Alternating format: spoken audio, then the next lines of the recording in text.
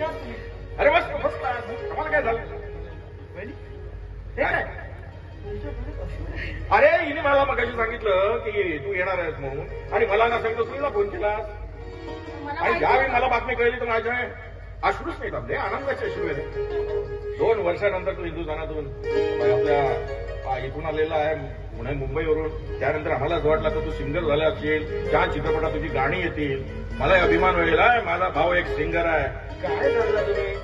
आता तुमचे मला नेहमी तुमचे पडद्यावर जेव्हापर्यंत मी झळकणार नाही ना तुम्हाला, तेव्हापर्यंत तुमचे हे टोमणे मला सतत ऐकावे लागतात. तिच्या डोळ्यात नाही रे.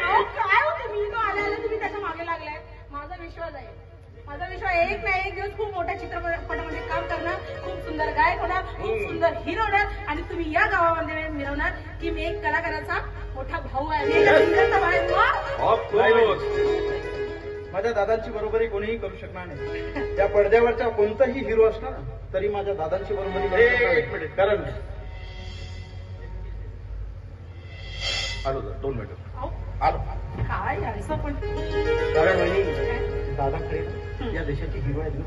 हा, कारण या देशाचे रक्षण करण्यासाठी त्या सीमेवर उभा राहणारा सैनिक जो आहे ना, हाच देशाचा खरा हिरो म्हणून चांगला जातो. मग वहिनी तुझी खूप आठवण माझी खूप आठवण येत होती. आणि वहिनी काय तेव्हापासून माझी शक्ती आहे. मला आईचं जेवढं काही प्रेम देत आहेत ना वहिनी, तू वहिनी माझी माय माऊली असते. आम्ही तुझी वहिनी नाही, मी तुझी आई आहे, समजलं का? खरंच तू माझी आई आहे, तू माझी देवी आहे. वहिनी तू माझी देवी आहे. असं बोलू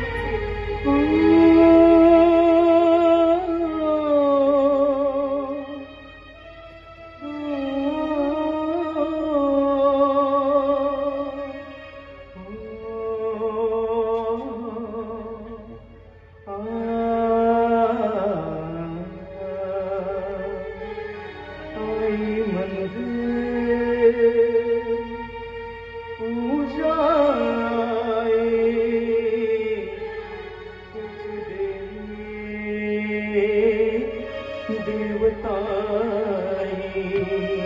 आई